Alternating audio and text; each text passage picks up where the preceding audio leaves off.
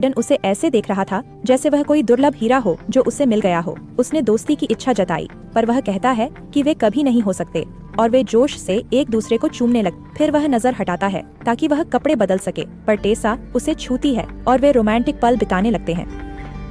हर स्पर्श उसकी सांसें तेज कर रहा था। बाद में वे साथ में एक बार में जाते हैं। टेसा उसके अतीत के बारे में पूछती है, पर वह जवाब टाल देता है। पूछती है क्यों वह प्यार में नहीं मानता, पर वह कहता है कि उसकी हर बात न माने, और टेसा को हंसा देता है। तभी स्टेव और हार्डन का एक और दोस्त आ जाते हैं, जिससे वह थोड़ा अजीब व्यवहार करने लगता है। बाद में वह टेसा को बताता है कि यह सब मजा था, पर वह डेट नहीं करता। हालांकि टेसा अपने बॉयफ्रेंड को बताने वाली थी। टेसा के जाने के बाद हार्डन थोड़ा निराश दिखता है। अपने छात्रावास में सुबह वह हार्डन को अपने पास बैठा पाती है, पर यह सिर्फ एक सपना था। अगले दिन वह अपने बॉयफ्रेंड को फूल लेकर बाहर खड़ा देखती है। उसे यकीन नहीं हो रहा था कि वह वहाँ है। टेसा और नोआ रात की पार्टी में जाते हैं, जहाँ स्टेव का ग्रुप सक एंड ब्लो गेम खेलता है। टेसा की बारी पर वह नहीं खेलती। नोआ उसे बचाता है, पर हार्डन आकर लड़ाई शुरू कर देता है। हार्डन तुरंत वहाँ से चला जाता है। बाद में टेसा नोआ के साथ फिल्म देखती है, पर कुछ सोच रही होती है। रात को लैंडन का फोन आता है और वह उससे मिलने जाती है। उसे पता चलता है कि हार्डन लैंडन की लड़ाई में उसका नाम आया, शायद वह मदद कर सके। हार्डन अपने पिता की लैंडन की मां से शादी से नाराज है, जबकि उसकी मां लंदन में गरीबी में है। वह शीशा तोड़ता है और टेसा उसे उठाते हुए घायल हो जाती है। वह उसे अपने कमरे में ले जाता है और पहले के व्यवहार के लिए माफी मांगता है। हार्डन कहता है वह अस्त व्यस्त है। टेसा भी सोचती है कि वह भी ऐसी ही है। यह देखकर दोनों के बीच छोटे छोटे रोमांटिक पल शुरू हो जाते हैं। एक बात दूसरी की ओर ले जाती है और वह रात भर उसके कमरे में सो जाती है। वह नूह के पास जाती है, जो उसके लिए बहुत चिंतित है। तभी वह हार्डन को वहां देखता है और समझ जाता है कि क्या हुआ है। वह तुरंत वहां से चला जाता है। वह टूटी हुई अपने कमरे लौटती है, जिसे मॉली देख लेती है।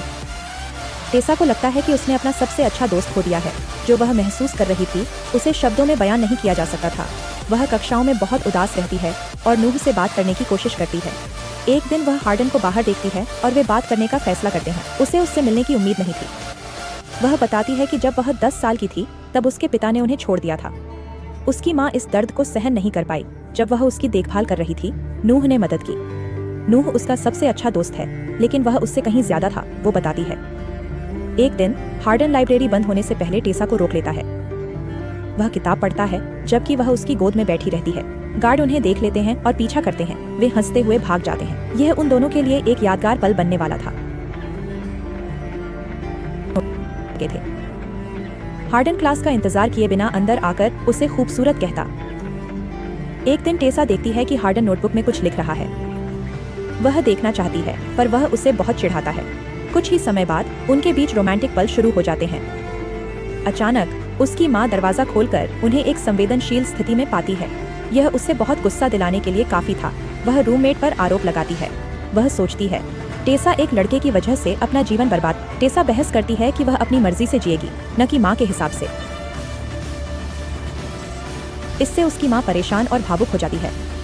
आने से पहले वह कहती है कि वो उसका दिल तोड़ेगा और उसे छोड़ देगा।